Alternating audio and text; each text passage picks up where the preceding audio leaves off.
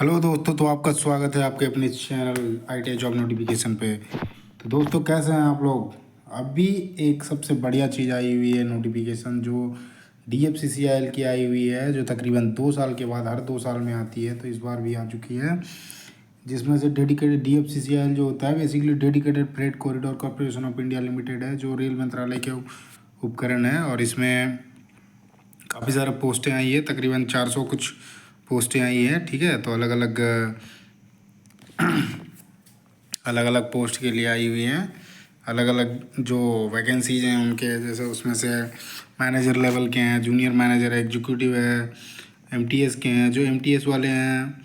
उसके बाद SNT की अलग है, इलेक्ट्रिकल की अलग है। तो हम एक एक करके सबको जानेंगे। ठीक है, तो हम देखते हैं इसका जो फॉर्म स्टार्ट होने वाला है, जो फॉर्म होने वाला है। तो बेसिकली DFCCIL जो सॉरी DFCCIL जो होता है basically dedicated freight corridor corporation of India limited होता है, जो कि भारत सरकार के जो रेल मंत्रालय है उसका एक उपक्रम है। ठीक है, अभी जो रिक्रूटमेंट नोटिस आई हुई है, जिसका ये एडवर्टीजमेंट नंबर है, इससे तो उतना ज़्यादा नहीं है।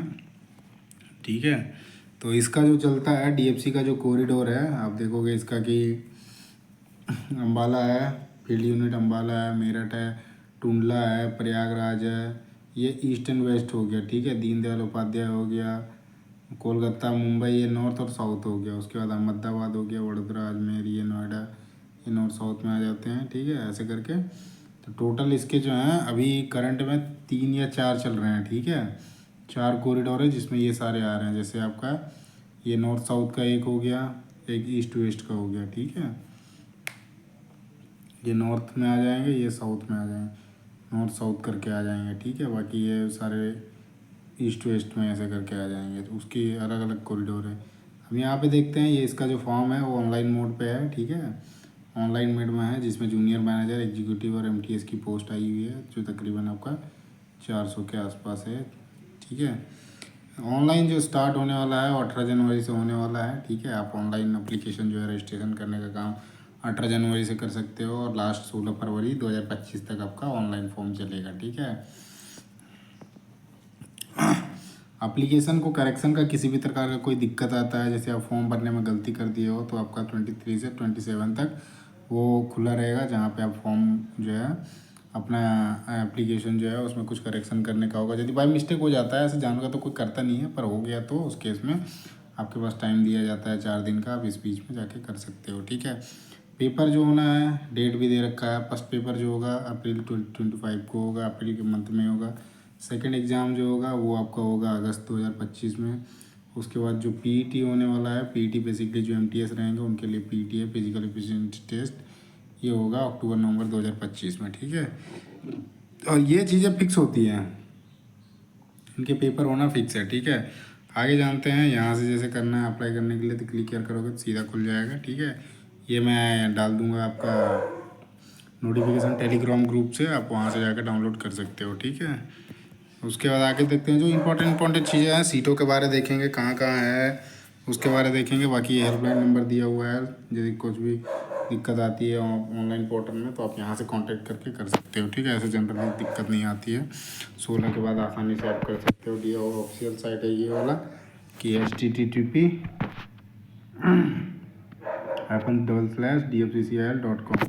इसको आप कॉपी करके या फिर DFCCIL गूगल पे सर्च करोगे तो सीधा आ जाएगा। ठीक है, सैटरडे संडे बंद रहता है, संडे सैटरडे बंद रहता है। ठीक है, इसलिए आपको उस दिनों को कॉल नहीं करना है।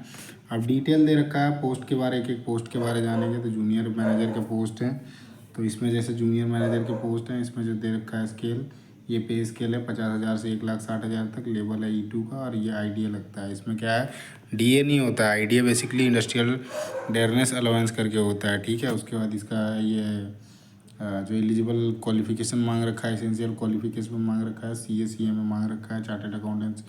ठीक है, इसमें टोटल पोस्ट है 3 है, जनरल की 1, 2 है OBC की। ठीक है, आगे देखते हैं। पोस्ट जो है एग्जीक्यूटिव की है, जिसमें एग्जीक्यूटिव सिविल की है, इसमें 36 सीटें हैं। इसके लिए डिप्लोमा, 3 ईयर डिप्लोमा या फिर आपका डिग्री होना चाहिए। ठीक है, इसमें तो डिप्लोमा ही लिख रखा है, 3 year diploma in civil engineering, और 60% के साथ होना चाहिए, 60% कम नहीं होना चाहिए। बाकी ये सीटें हैं 16 जनरल के लिए, टोटल जो सीटें हैं 36 सीटें हैं, ठीक है। अलग अलग कैटेगरी में अलग अलग सीटें हैं। आगे देखते हैं तीसरे नंबर पे ये इलेक्ट्रिकल की पोस्ट है एग्जीक्यूटिव की। इसमें आपका 64 सीट है। इसमें मांग रखा है 3 साल का डिप्लोमा, 3 ईयर डिप्लोमा होना चाहिए। इलेक्ट्रिकल इलेक्ट्रॉनिक, पावर इलेक्ट्रॉनिक्स, ये अप्लाइड इलेक्ट्रॉनिक्स, डिजिटल इलेक्ट्रॉनिक्स, सारे एलिजिबल हैं। टोटल सीटें जो हैं 64 है। अलग अलग कैटेगरी में अलग अलग सीटें हैं, ठीक है। मेडिकल स्टैंडर्ड भी लिख रखा है इसमें, आपका A3 का मेडिकल स्टैंडर्ड होगा। उसके बाद है आपका SNT का एग्जीक्यूटिव जो है SNT का, उसमें आपका 75 सीट है। इसमें भी 3 ईयर डिप्लोमा मांग रखा है। इलेक्ट्रिकल एंड इलेक्ट्रॉनिक्स से, इलेक्ट्रॉनिक कम्युनिकेशन, तो बेसिकली इलेक्ट्रॉनिक्स से जो रिलेटेड हैं या CS से हैं वो सारे एलिजिबल हो जाएंगे इसमें। ये आपका सिग्नलिंग एंड टेलीकम्युनिकेशन में, ठीक है। तो इसमें टोटल सीटें हैं 75 सीटें हैं। कैटेगरी में अलग अलग करके अलग सीटें हैं। फिर PWD के लिए भी सीट है, एक सर्विसमैन के लिए भी सीट है। इसमें भी मांग रखा है जो आपका मेडिकल स्टैंडर्ड होगा A3 का होगा। आगे देखते हैं ये आपका पोस्ट 3 में है मल्टीटास्किंग स्टाफ का, जो IT वाले बंदे हैं जिन्होंने अप्रेंटिस कर रखा होगा उनके लिए है, ठीक है। 1 साल का अप्रेंटिस मस्ट है। स्केल जो है ये दे रखा है, स्केल 16,000 से लेकर 45,000। लेवल एनुअल है, आइडिया लगता है, ठीक है। इस तरह से जैसे पिछले का महीने में बाकी सबका देख लिया, तो ये जैसे जूनियर एग्जीक्यूटिव का था, सॉरी एग्जीक्यूटिव पोस्ट का था, वो 30,000 से 1,20,000 तक E0 लेवल है। इसमें भी आइडिया लगता है, ठीक है। उसके बाद इसमें देख लिए मल्टीटास्किंग स्टाफ में ये ITI मांग रखा है, मिनिमम ITI होना चाहिए, ठीक है। ITI के साथ मिनिमम नहीं, मिनिमम ITI के साथ आपका 1 साल का अप्रेंटिस होना ही चाहिए। और वो भी आपका ITI जो होना चाहिए 60% से कम नहीं होना चाहिए। सीटें अच्छी खासी है, ठीक है। सॉरी मैंने वो स्टार्टिंग में सीट गलत बताया था, 400 सीट बताया था। 400 सीटें जो है, 400 प्लस सीटें जो हैं वो ITI लेवल पे है। बाकी उधर 150 सीट के आसपास, 200 सीट के आसपास उधर है। तो टोटल 600 के आसपास सीट है, ठीक है। 600 से 700 के बीच सीट है, ठीक है। इतनी सीटें हैं। ये सीटें जो है MTS वाला जो है, ये सीटें हैं ITI वालों के लिए, उनके लिए है। ये अप्रेंटिस मांग रखा है ITI के साथ अप्रेंटिस 1 साल का। और सीटें देख लो, जनरल कैटेगरी में अलग अलग करके सीटें अलग है, ठीक है। एक सर्विसमैन के लिए भी सीटें हैं, इनके लिए भी सीटें हैं। PWD कैंडिडेट के लिए भी सीटें हैं। इसमें जो मेडिकल स्टैंडर्ड है A2 का है, ठीक है। बाकी ये नोमेनक्लेचर दे रखा है, एब्रिविएशन जो भी शॉर्टकट लिख रखे हैं उसके फुल फॉर्म यहाँ पे है। देखो जो भी सीटें हैं वो घट भी सकती है और बढ़ भी सकती है। ये क्या है ना, ये जो वैकेंसी इसके पास जो DFCCIL है उसके पास ये रिज़र्व राइट है, उनकी रिज़र्व मतलब कम और ज़्यादा करने के लिए, तो वो कम या ज़्यादा कर सकती है सीटों को, ठीक है। बाकी जो भी इंडियन सिटीजन है वो फुलफिलमेंट करते हैं क्राइटेरिया को, तभी जाके आप फॉर्म को अप्लाई कर सकते हैं, ठीक है। क्वालिफिकेशन जो भी है आपका 2025-16 तो 2025 से पहले पूरा हुआ होना चाहिए, ठीक है। ऐसा नहीं कि आप वेटिंग कर रहे हैं, ठीक है। और जब डॉक्यूमेंट वेरिफिकेशन होगा उस टाइम सारे आपको दिखाने पड़ेंगे, ठीक है। हाँ, बाकी एलिजिबल कैंडिडेट हुआ आप कंप्लीटेड डिप्लोमा डिग्री कोर्स इस प्रकार, जो भी डिप्लोमा डिग्री हैं वो कर सकते हैं। कैंडिडेट हैविंग BTech MTech, ये क्या है discipline relation shall also be considered for essential qualification of BTech relevant. तो BTech जहाँ पे कह रखा है वहाँ पे उसके लिए चाहिए। बाकी BTech जो है आपका 4 साल का क्या है, जो बड़ी पोस्ट आपका मैनेजर पोस्ट पे लिए है, तो वहाँ पे अभी जैसे इस पे एक पोस्ट थी, ये जैसे एग्जीक्यूटिव का पोस्ट था इलेक्ट्रिकल का, ठीक है। अब यहाँ पे ये साफ लिख रखा है 3 year diploma in electrical electronics करके, ठीक है। तो लास्ट ईयर में जो 2023 में आपका पेपर फॉर्म भराया गया था वहाँ पे BTech वालों को अलाउ नहीं किया था, ठीक है। तो इस बार देखिए यहाँ तो जैसे लिख रखा है कैंडिडेट हैविंग ये डुअल डिग्री कह रहा है, वो भी नहीं कर सकते हैं, ठीक है। सेल आल्सो भी कंसीडर डुअल डिग्री जिनके पास होगा वो कंसीडर करे जा सकते हैं, अदरवाइज नहीं करे जाएंगे, ठीक है। आगे देखते हैं हम। बाकी ये यहाँ पे BSc वालों के लिए भी है एग्जीक्यूटिव डिप्लोमा प्लस का एसेंशियल क्वालिफिकेशन 60% से कम नहीं होना चाहिए, ठीक है।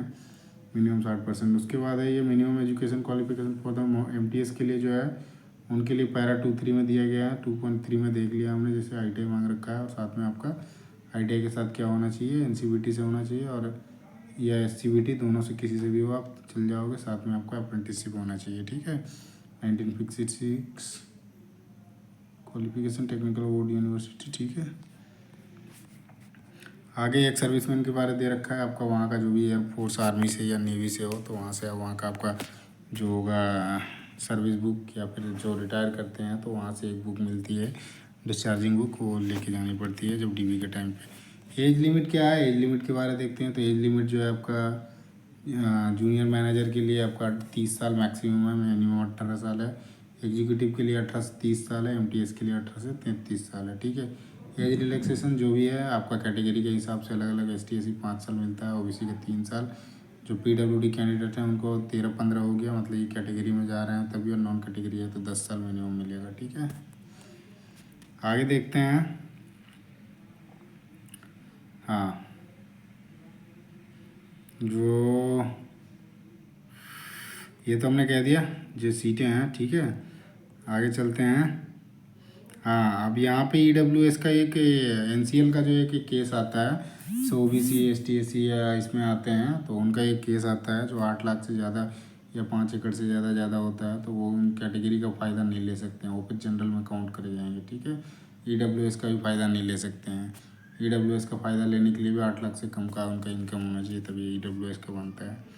बाकी जितने आपके सर्टिफिकेट डॉक्यूमेंट्स बनेंगे वो सारे डीएम से या जो भी एक भारत सरकार का अफसर होगा, जैसे डीएम हो गया, डीसी हो गया, एसडीएम हो गया, ठीक है, एग्जीक्यूटिव मजिस्ट्रेट हो गया, असिस्टेंट कमिश्नर हो गया, रेवेन्यू ऑफिसर हो गया, ये सारे से होगा तभी जाके वो चलेगा, अदरवाइज आपका वो मान्य नहीं किया जाएगा। बाकी पीडब्ल्यूडी कैंडिडेट के लिए है तो 40% मिनिमम होना चाहिए जो आपका सर्टिफिकेट होगा उसमें, उससे कम का नहीं चलेगा। हाँ, आपका आता है आपका सीबीटी में, ठीक है, जो पेपर होने हैं।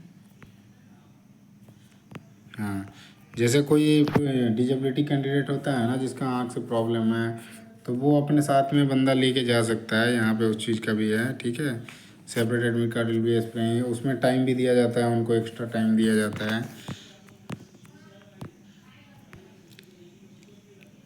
अब जो भी डिफेंस कैंडिडेट हैं जो रिलीज हुए हैं विद इन 1 ईयर, तो लास्ट डेट ऑफ रजिस्ट्रेशन 16, वहाँ से काउंट करी जाएगी उनकी एज की, ठीक है। आगे चलो, आगे देखते हैं। नो ऑब्जेक्शन सर्टिफिकेट का है, यदि आप किसी गवर्नमेंट ऑर्गेनाइजेशन या पीएसयूज़ में या फिर स्टेट गवर्नमेंट में काम कर रहे हो और फॉर्म भरते हो, तो आप वहाँ पे यदि भरते हो कि मैं जॉब पे हूँ, तो आपको क्या है उस चीज़ की रिक्वायरमेंट पड़ेगी, एनओसी वहाँ से लेना पड़ेगा, ठीक है। इस फॉर्म को यदि आप भर के फिर डॉक्यूमेंट सेलेक्टेड होते हो, फिर जब डीवी में जाओगे तो at the time of document verification आपको नो ऑब्जेक्शन सर्टिफिकेट लेकर जाना होगा, जिसमें इसमें लिख रखा है डॉक्यूमेंट वेरिफिकेशन टाइम पे, वो लेके जाना है तभी होगा, अदरवाइज आपको हटा दिया जाएगा। तो आपको ये चीज़ें चाहिए होगी डीवी के टाइम पे। फॉक्स एंड अलाउंस में देखते हैं जो मिलना है आपको बेनिफिट्स, तो हर एक कैटेगरी के अलग अलग पे गए, जैसे N1 था आपका, ठीक है, N0 था, फिर आपका E1 E0 था, तो ऐसे करके पे स्केल था। बाकी बेसिक अलाउंस जो मिलते हैं उनको क्या मिलेगा, बेसिक पे मिलेगा, डीए मिलेगा। डीए भी कौन सा, सेंट्रल वाला नहीं है, इसमें आईडीए लगता है, इंडस्ट्रियल डेयरनेस अलाउंस लगता है, ठीक है। HRA पॉक्स हो गया, कैफेटेरिया अप्रोच हो गया, एडिशन है, जो भी मेडिकल फैसिलिटी है, ग्रेजुटी, लीव असेसमेंट हो गया, एज पर कंपनी रोल जो है वो सारे आपको मिलेंगे। प्लेस ऑफ पोस्टिंग जो है ऑल इंडिया है, ठीक है, जितने भी पोस्ट हैं सारे ऑल इंडिया यूनिट्स में हैं, कहीं भी आपको भेजा जा सकता है। करियर प्रोस्पेक्ट हो, जो प्रमोशन की पॉलिसी है जो आपका दे रखी है उसके हिसाब से, उसके हायर ग्रेड पे कैसे जाना है उसके हिसाब से वो company amend time to time करते रहती है, तो उसके हिसाब से आपको वो ये सारी चीज़ें अंदर जाने के बाद वहाँ पे मिलेगी। उसके बाद क्या है, सर्विस बॉन्ड होता है। आप जब वहाँ ज्वाइन करते हो तो आपका सर्विस बॉन्ड होता है at the time of joining, वहाँ पे आपको बताया जाएगा कि आपको सर्विस बॉन्ड कुछ साल के लिए वो दिया जाएगा, वहाँ पे सारा कुछ क्लियर रहेगा, ठीक है। उसके बाद क्या है, पेन प्रोटेक्शन का भी है, पीएसयू या गवर्नमेंट ऑर्गेनाइजेशन में कर रहे हो तो डीपीए जो है वो गाइडलाइन दे रखा है, उसके हिसाब से जो है इनकेस को सेम इज नॉट, जो भी एक सर्विसमैन है उनके लिए अप्लीकेबल नहीं है, बाकी जो जनरल होंगे उनके लिए होगा। अब जैसे पेपर का है, सिलेक्शन प्रोसेसर जो है अलग अलग पोस्ट के लिए, जैसे हम आते हैं जूनियर मैनेजर जो है फाइनेंस के लिए, उनका जो है CBT 1 है, CBT 2 है। फिर उसके बाद उनके लिए फिजिकल एफिशिएंसी टेस्ट नहीं है, फिर DBA मेडिकल है। सेम चीज़ है एग्जीक्यूटिव के लिए, जो सिविल है, इलेक्ट्रिकल है, उनके लिए, और एग्जीक्यूटिव जो SNT हैं, पेपर वो CBT 1 है, CBT 2 है, इनके लिए भी फिजिकल नहीं है, फिर DBA, फिर मेडिकल। वहीं MTS के लिए क्या है, CBT 1, CBT 2 physical, DB then medical. आगे देखते हैं। स्कीम ऑफ एग्जामिनेशन जो है आपका सीबीटी में होगा, सीबीटी 1 और 2 में होगा, ठीक है। अलग अलग पोस्ट के लिए जो पेपर होने हैं सारे हो जाएंगे। बाकी डेट तो बता दिया, जैसे डेट होना है। डेट जो है अप्रैल में पेपर हो जाएगा। फर्स्ट वाला, सेकंड वाला स्टेज का हो जाएगा अगस्त में, फिर उसके बाद थर्ड का होना है नवंबर दिसंबर में। आपका पीएटी होगा, बाकी उनका जो है उनका डीबी हो जाएगा उनके बाद में। अब इसमें क्या है, नेगेटिव मार्किंग है, ठीक है। नेगेटिव मार्किंग क्या है, 1/4 है, मतलब 4 क्वेश्चन गलत करते हो आपका तब 1 नंबर आपका कट हो जाएगा, ठीक है। तो 1/4 हो गया, 4 नंबर, 4 क्वेश्चन में से, सॉरी 4 क्वेश्चन गलत करते हो तो आपका 1 नंबर कटेगा, ठीक है। आगे देखते हैं हम। जो फर्स्ट स्टेज का हो गया वो स्क्रीनिंग है। फिर उसके बाद आपका जो है, जो ये फर्स्ट स्टेज क्लियर करेगा उसका सीबीटी 2 होगा। देन उसके बाद आगे का प्रोसीजर करा जाएगा, ठीक है। सेकंड स्टेज के लिए कितने हैं, 20 टाइम्स जो है 100, एक सीट के लिए 20 लड़कों को सिलेक्ट किया जाएगा। वहीं पीईटी के लिए जो आपका फिजिकल एफिशिएंसी टेस्ट होगा उसके लिए एक सीट पे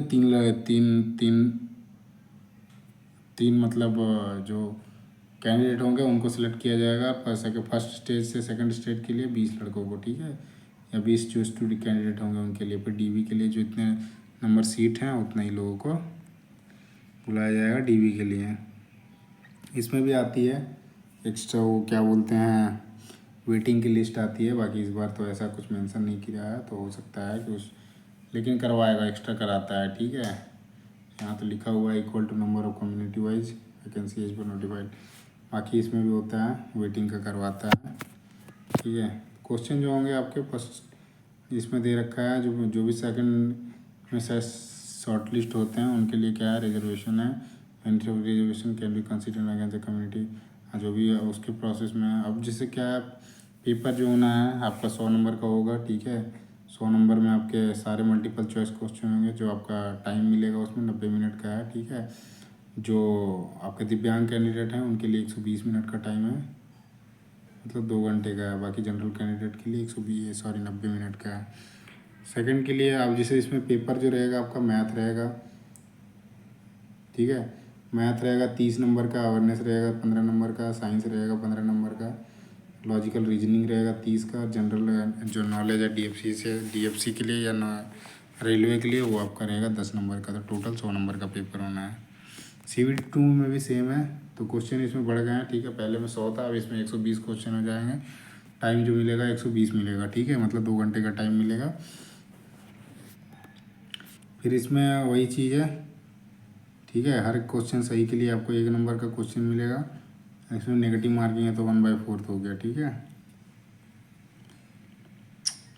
सेकंड स्टेज आप क्लियर करते हो तो आपका पीईटी के लिए फिर बुलाया जाएगा, या फिर डीवी के लिए होगा। उसके बाद जिनका डीवी नहीं है, मतलब पीईटी नहीं है, वो सीधा डीवी के लिए जाएंगे। बाकी जो क्वालिफाइंग मार्क्स जो है आपका, अच्छा पेपर जो होने हैं आपके, पेपर जो होंगे हिंदी और इंग्लिश में होंगे, ठीक है, और दूसरे में नहीं है। हिंदी, इंग्लिश या हिंदी, दो ही लैंग्वेजेज में है, ठीक है। क्वालिफाइंग मार्क्स जो है इसके, जनरल ईडब्ल्यूएस के लिए 40 है, एससी ओबीसी के लिए है 30 और एसटी के लिए है 25%। मिनिमम क्वालिफिकेशन है, मतलब ये क्वालिफाइंग मार्क्स है इतना। बाकी 20 गुना बुला रहा है तो हो सकता है ज़्यादातर लोग सेलेक्ट ही मान के चलो। अब 100 में से 40-50 लोग तो सेलेक्ट ही रहेंगे, 100 में 50 नहीं रहेंगे। मतलब जैसे टोटल फॉर्म है 800 के करीब, ठीक है, सॉरी सीटें 800 के करीब है, 700 के ऐसा 700 के करीब सीटें हैं। तो मैं आप रख लो तकरीबन फॉर्म जो गिरेंगे वो 20 से 25 हज़ार हो सकता है ज़्यादा गिरेंगे, क्योंकि फ़ी क्या है, फीस की हाई है तो उसके कारण शायद फॉर्म भी कम गिरेंगे। साथ में जैसे मांग रखा है उसके लिए अलग डिप्लोमा मांग रखा है, डिग्री मांग रखा है, साथ में आईटीआई के साथ अप्रेंटिस मांग रखा है। तो लोगों की संख्या जो है कम हो जाती है, जिसके कारण फॉर्म भरने वालों की संख्या भी कम हो जाएगी। उसके बाद आगे क्या है, आगे देखते हैं जो भी इनके हैं।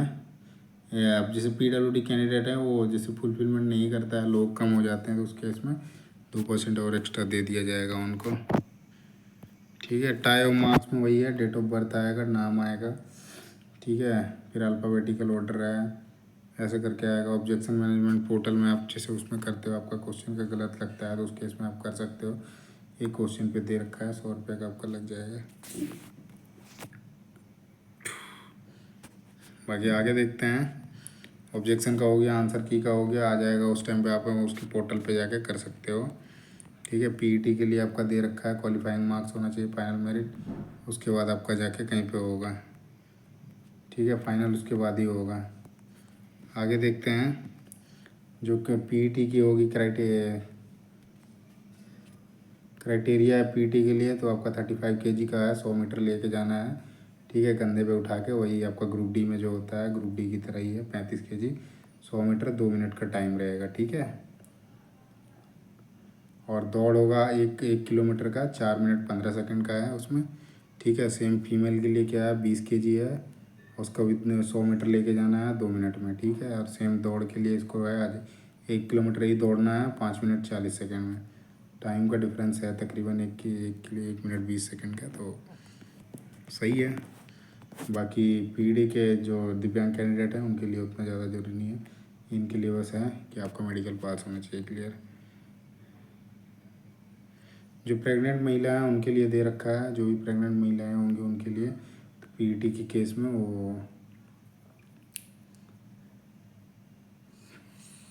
अब यदि इसमें क्या है, physical efficiency self declaration indicating her pregnancy status, यदि आप हैं उस केस में हैं तो उस चीज़ को आप पहले इन्फॉर्म कर दीजिए ड्यूरिंग, जब आपकी हो जाएगी डीबी हो जाएगी उस टाइम पे आप करके फिर आपको टाइम दिया जाएगा उसके लिए, फिर बाद में। नहीं तो अदरवाइज़ क्या होगा, पीट इन केस फॉल्स डिक्लेरेशन यदि आप नहीं बताते हैं तो फिर क्या है, in case of declaration shall not be pregnant then she will be allowed to participate in the PET. आप बताओगे यदि मैं प्रेग्नेंट, तो महिलाओं के लिए कि फिर है ये, यदि आप प्रेग्नेंट होते हैं तो इन चीज़ों को बताओगे, अदरवाइज आपका ज़रूरी नहीं है, नहीं हो तो फिर तो कोई दिक्कत ही नहीं है। लेकिन इनके लिए है जिनके पास प्रेगनेंसी जो है कंफर्म होता है तो उनको बताना ज़रूरी पड़ेगा, क्योंकि उसमें क्या है, आप दौड़ लगाओगे तो चांसेस होते हैं कि जो प्रेगनेंसी मतलब, बाकी उसको छोड़ते हैं, आप समझ सकते हो उस चीज़ को। ठीक है, बाकी ट्रांसजेंडर के लिए भी है, जो ट्रांसजेंडर कैंडिडेट है उनके लिए भी है। ठीक है, उनका दे रखा है जो कैंडिडेट है adjusted in PET relaxed physical efficiency test standard shall be equivalent to PhD female. जो फीमेल कैंडिडेट का है वही सेम चीज़ है आपका ट्रांसजेंडर का भी। ठीक है, फिजिकल एफिशिएंसी टेस्ट के लिए डॉक्यूमेंट वेरिफिकेशन होना है, स्टेज 2 कंप्लीट करने के बाद आपका डॉक्यूमेंट वेरिफिकेशन और पीटी होगा, जिनका पीटी होना होगा, बाकी जिनका नहीं है उनका, जैसे जो एग्जीक्यूटिव लेवल के हैं उनका नहीं है, एसएनटी के हैं उनका भी नहीं है, सिविल वाले हैं उनका नहीं है, जो एमटीएस हैं उन्हीं का खाली, एमटीएस जो आएंगे उनके लिए खाली पीटी है। उस टाइम पे आपको सारे डॉक्यूमेंट लेके जाने होंगे। ठीक है, जो भी डॉक्यूमेंट आपके पास है सारे ओरिजिनल लेके आना है ड्यूरिंग द, वो ऐसा नहीं है कि मिसमैच हो जाए। ठीक है, वो सारी चीज़ें आपको पहले इंश्योर कर लेना है कि हमारे सारे सही डॉक्यूमेंट जो हैं सारे सही हैं। ठीक है, caste certificate, as qualification, other certificate जो भी हैं, मेडिकल फिटनेस, सारे वो आपके सही होना चाहिए, जो भी एप्लीकेशन मांग रहा है उसके हिसाब से। ठीक है, उसके बाद क्या है, कैंडिडेट शुड बी ब्रिंग सारे डॉक्यूमेंट जो भी आपको टाइम टू टाइम, वो सारा कुछ लिखा हुआ आ जाएगा। यदि आप क्लियर कर देते हो तो आपके पास एक मेल आएगा, मेल में वो साफ साफ लिखा रहेगा कौन कौन से डॉक्यूमेंट लेके जाना है। ठीक है, बाकी इसमें दे रखा है 10th का जो है आपको मार्कशीट रहेगा। ठीक है, 10th का सर्टिफिकेट और मार्कशीट हो गया जिसमें डेट ऑफ बर्थ मेंशन रहेगा, फिर आपका ST/SC OBC या PWD सर्टिफिकेट हो गया, फिर उसके बाद डिपेंडेंटी सर्टिफिकेट हो गया, यदि आपकी जैसे कोई आर्मी या नेवी से है उसका भी डिपेंडेंसी सर्टिफिकेट बनता है तो वहाँ पे लगता है। ठीक है, जैसे सर्विसमैन किल्ड इन एक्शन, अब जैसे कोई वॉर में शहीद हो गए हैं उनके डिपेंडेंट होते हैं, उनके लिए भी सीट होती हैं तो वो कर सकते हैं, तो उनको इस चीज़ का फ़ायदा मिलेगा। OBC NCL जो है उनका भी होना चाहिए, नॉन क्रीमी लेयर से होना चाहिए। बाकी EWS के लिए है, फाइनल सर्टिफिकेट आपका होना चाहिए, जो भी आपने ITI या डिप्लोमा या डिग्री कर रखा है उसका फाइनल सर्टिफिकेट होना चाहिए। ठीक है, सेमेस्टर वाइज भी मार्कशीट ऑल सेमेस्टर ईयर, आपके जो भी परसेंटेज होंगे, जैसे CGPA में दे रखा होगा या OGPA या GAPA में दे रखा है तो उसको परसेंटेज में कैलकुलेट करके करना है। ठीक है, इस पर फॉर्मूला, फिर जहाँ से होगा आपका बोर्ड सर्टिफिकेट साइन होना चाहिए स्टैम्प का, जैसे डिप्लोमा या डिग्री ITI है सारी चीज़ों का। ठीक है, आगे जैसे देखते हैं हम, एक सर्विसमैन के लिए डिस्चार्ज सर्टिफिकेट या NOC होना चाहिए। ठीक है, सर्विंग डिफेंस पर्सनल जो हैं उनके लिए भी अंडरटेकिंग इसका देख रखा है, डिपेंडेंसी सर्टिफिकेट है तो उसमें भी चाहिए, कभी सर्टिफिकेट भी डिजेबिलिटी सर्टिफिकेट के लिए भी है। ठीक है, उसके बाद प्रिंट आउट एडमिट कार्ड आपका होना चाहिए, CBT का जो भी पेपर दे रखा है उसका भी होना चाहिए। जब आप जाओगे उस टाइम पे इस चीज़ों का ध्यान रखना है, ठीक है। कलर पासपोर्ट साइड होगा, आधार कार्ड होगा, प्री अकाउंट, पैन नंबर होगा, ठीक है। फ़ोटोकॉपी अलाउड नहीं होगा। मेडिकल एग्जामिनेशन के लिए दे रखा है, जैसे हर एक के लिए अलग अलग बता दिया, जैसे 2A3 है, A2 A3 का मेडिकल स्टैंडर्ड है, अलग के लिए अलग अलग है, सबका अलग अलग है, ठीक है। जो एग्जीक्यूटिव पोस्ट के लिए उनके, आप जैसे इसमें एग्ज़ाम सेंटर हो गया, ठीक है। आपका जो मेडिकल होना है उसके बारे में देखो, इंडियन रेलवे जो मेडिकल मैनुअल है वॉल्यूम 1 का, उसमें दिया हुआ है क्या क्या होना है, A3 का, A2 का और A0 का, ठीक है। A0 तो जनरली नहीं है, A3 है और A2 है। एग्जामिनेशन सिटी में देखते हैं तो आपका अमृतसर है, अहमदाबाद है, आगरा है, अजमेर है, दिल्ली, चिकनर, गांधीनगर, बहुत जगह पे हैं। सिटी टोटल हैं आपके बेंगलोर, भोपाल, भुवनेश्वर, हैदराबाद, मुंबई, रायपुर, प्रयागराज, नासिक, नागपुर, मैसूर, रांची, सिल्लीगुड़ी, सूरत, त्रिवेंद्रम, बड़ोदरा है, वाराणसी है, कानपुर है, धनबाद है, दिल्ली, कटक है। तो बहुत सारे जगह पे सिटीज़ हैं, ठीक है। मैक्सिमम आप तीन तीन सेंटर सेलेक्ट कर सकते हैं एग्जामिनेशन सेंटर का, ठीक है। आगे देखते हैं सेकंड स्टेज के लिए है। सेकंड स्टेज का जो पेपर होना है वो आपका जो है दिल्ली, कोलकाता, मुंबई और चेन्नई में होगा, ठीक है। सनी के उसके अलावा कहीं और होंगे। तो एक पहला स्टेज के लिए बहुत जगह पे दे रखा है, लेकिन सेकंड स्टेज के लिए जो है दिल्ली है, कोलकाता, मुंबई और चेन्नई में होना है। फिर उसके बाद जो आपका PET होना है मल्टीटास्किंग स्टाफ के लिए, वो खाली दिल्ली में होगा, ठीक है। आप एग्ज़ाम डेट को चेंज नहीं कर सकते हो। अब इसमें जो फ़ी है, एप्लीकेशन फ़ी जो है, जूनियर मैनेजर जो है या एग्जीक्यूटिव है उनके लिए 1000 रुपया है, और आपका मल्टीटास्किंग के लिए आपका जो है 500 है। लास्ट टाइम में क्या था, ये जो ITI वालों के लिए था उनके लिए भी 1000 रुपया था, ठीक है। जो भी है ऑनलाइन मोड पे है।